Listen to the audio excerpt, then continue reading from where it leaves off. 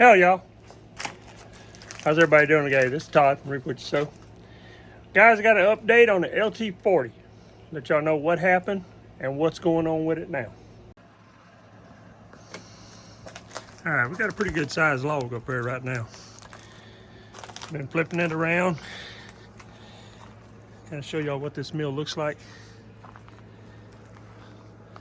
We still got a long ways to go with it, but I'm gonna show you what's going on. Got a bunch of covers that are off of it all the way around. It's got some age on it, but we got most of these covers ordered now. I think the last bill on the covers was about almost $900, $800 and something. But guys, this is what our problem was. Right here in this box, you got a fuse runs up and down right there. There's two of them. Right now I got it jumped from the battery around. See that battery? I'm gonna explain some stuff to you about this. I'm sitting in the shade over here where y'all can see me.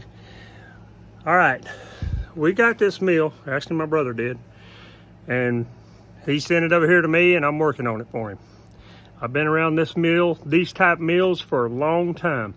This is the LT40 Super. Okay, me and my brother's been arguing back and forth.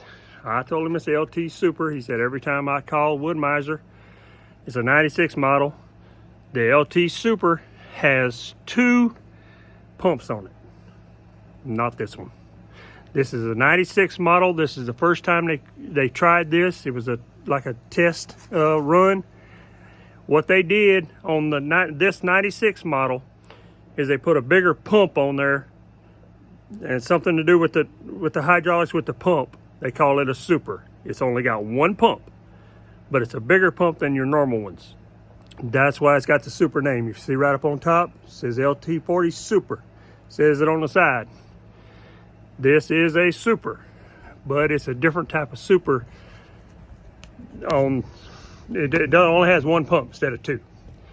All right, what happened burning them fuses out? We were picking this log right here, picking this big log up there, and the sawmill was straining, putting it up there. That should not hurt the sawmill at all.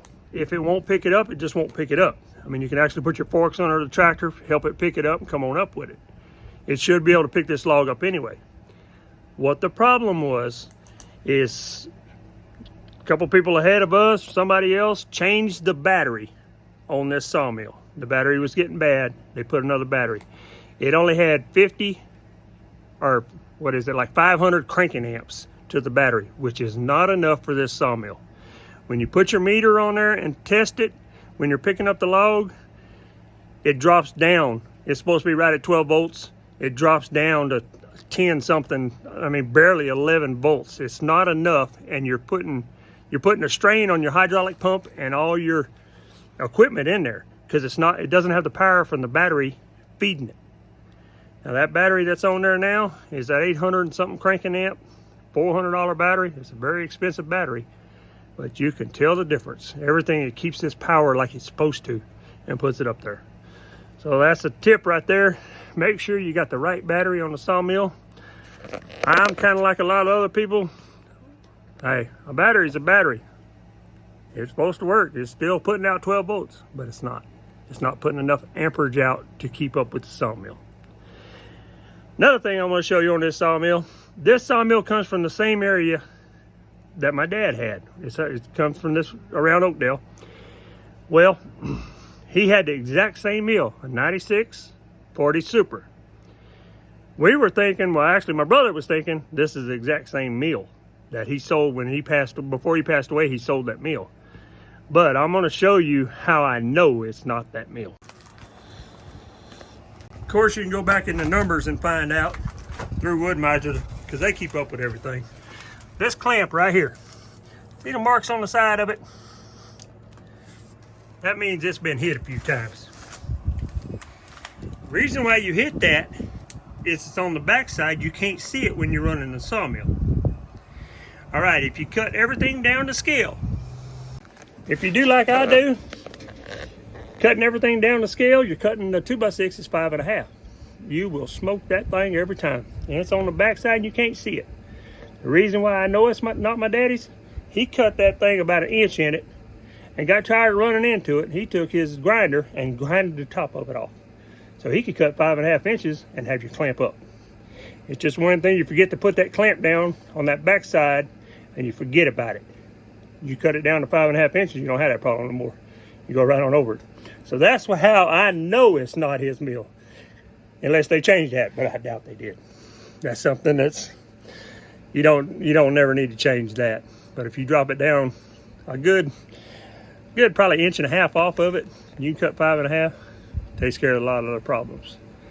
But guys, everything on this mill seems to be working fine. I'm waiting on all the fuse box stuff to come in to change all that out to where it's a safety thing. I mean, it keeps from burning the whole mill up. I got it jumped across right now just to make sure everything was going to work, but that's what it was. That and just the wrong battery, just not enough power. That's been a lot of the problem on this thing since I've got it. You know, I've been fighting this and fighting that and changing this and changing that, and a lot of it goes back to your battery. Very simple fix.